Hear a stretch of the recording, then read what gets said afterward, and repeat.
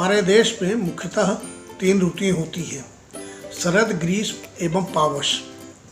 वर्तमान में पावस ऋतु, जिसे वर्षा ऋतु भी कहते हैं, चल रही है। तो आइए वर्षा ऋतु से ही कुछ प्रबंधन के सूत्र ढूंढते हैं। वर्षा ऋतु तीनों ऋतुओं में से बड़ी महत्वपूर्ण ऋतु है, क्योंकि इस ऋतु में उत्पादन होता है। बाकी 2 जो ऋतुएं होती हैं वो उत्पादन के लिए तैयारी करती हैं और उत्पादन की रक्षा करती हैं। तो जिस तरह से किसी औद्योगिक बुआई में उत्पादन के जो सूत्र होते हैं वो वर्षा ऋतुओं से मिलते हैं। इसको चलिए रामचरितमानस में ढूंढते हैं। तुलसीदास जी ने वर्षा ऋतु के लिए लिखा है, घन घमंड नभ गरजत घोरा। मतलब उनका कहने का है कि ये जो घमंडी बादल हैं ये गर्जना करते हैं, इनमें ये घमंड है इस बात का कि वो जल लेके आए हैं, उन्हें सूर्य को आच्छादित कर दिया है, वो शक्तिशाली हैं और वो डर पैदा करते हैं। इसी तरह से औद्योगिक क्षेत्र में या और संस्थानों में छोटे छोटे जो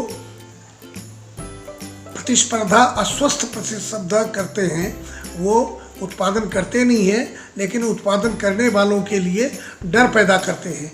कभी कम दाम में माल बना देंगे, कभी अच्छी क्वालिटी का माल नहीं बनाएंगे, मार्केट में डाल देंगे, तो जो अच्छे उत्पादन वाले लोग होते हैं उनको बाधा पहुंचाते हैं। तो और उसी तरह से आगे वो लिखते हैं तुलसीदास जी की, दामिनी दमा की रही घन माही। माने बिजली बहुत कड़कती है। ये कैसे कड़क रही है? बोले जैसे दुष्टों की मित्रता। बहुत सारे उद्योगों में ऐसा देखा गया है कि बहुत इस तरह के लोग आते हैं जो मित्रता करते हैं कि हम आपको कच्चा माल इतने दिन में दे देंगे, हम आपके जो फिनिश प्रोडक्ट है, जो उत्पाद है, तैयार उत्पाद है, उसको हम इतने दिनों में विक्रय करवा देंगे। लेकिन वो थोड़े दिन के लिए काफ़ी अच्छी मित्रता दिखाते हैं, लेकिन फिर धीरे से दूर हो जाते हैं। इस तरह से जो औद्योगिक संस्थान चलाने वाले लोग हैं उनको उनसे सतर्क रहना पड़ता है, और यदि वो सतर्क नहीं रहेंगे तो वो धोखा खा जाते हैं। तो वर्षा ऋतु का तीसरा सूत्र हमको ये बताता है कि जिस तरह से बरसात होती है और बरसात होने के बाद छोटे छोटे जो नाले होते हैं, छोटी छोटी जो नदियाँ होती हैं, जो गहरे नहीं होती हैं, वो क्षुद्र नदी भरी चली तोराई, वो उनमें बरसात का पहले पानी आता है, कम पानी आता है, चूँकि गहरे नहीं हैं तो वो उफान मचा देते हैं। जिस तरह से क्षुद्र लोग या छोटे लोग जिनको थोड़ा सा पैसा मिल जाए तो इतरा कर चलने लगते हैं और बना बनाया मार्केट जो होता है उसको बर्बाद करने में लगे रहते हैं, और लड़ाई झगड़े में उसको अनुत्पादक तरीक़ों में उसको ख़त्म करते हैं। लेकिन जो सफल उद्यमी होते हैं, जो सफल संस्थान चलाने वाले लोग होते हैं, वो जिस तरह से तालाब में बोलते हैं कि सिमटी समटी जल भर ही तालाबा।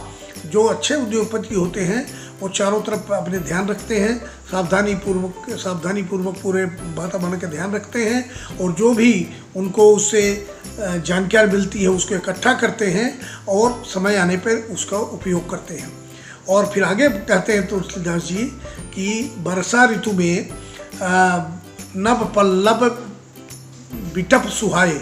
जो वर्षा का पानी पाने के बाद वृक्षों में नए पल्लव आ जाते हैं, नवीन सौंदर्य आ जाता है। उसी तरह से जो सफल उद्यमी होता है तो जब उसको ज्ञान मिलता है, नवाचार मिलता है, तो उत्साहित होता है, और उत्साहित होकर के अपने उद्योग को परिमार्जित करता है और निरंतर सफलता प्राप्त करता है। इस तरह से वर्षा ऋतु के कई सूत्र हैं जो हमको, उसमें जो अनेक घटनाएँ होती हैं, ऐसी घटनाएं, क्रमिक घटनाएं होती हैं जो हमको प्रबंधन के सूत्र देती हैं। यदि हम उसको अपनाएं तो हम अपने संस्थान का, अपने उद्योग का सफल संचालन करके निरंतर प्रगति कर सकते हैं। इसलिए हमें प्रकृति के साथ जुड़े रहना चाहिए। धन्यवाद।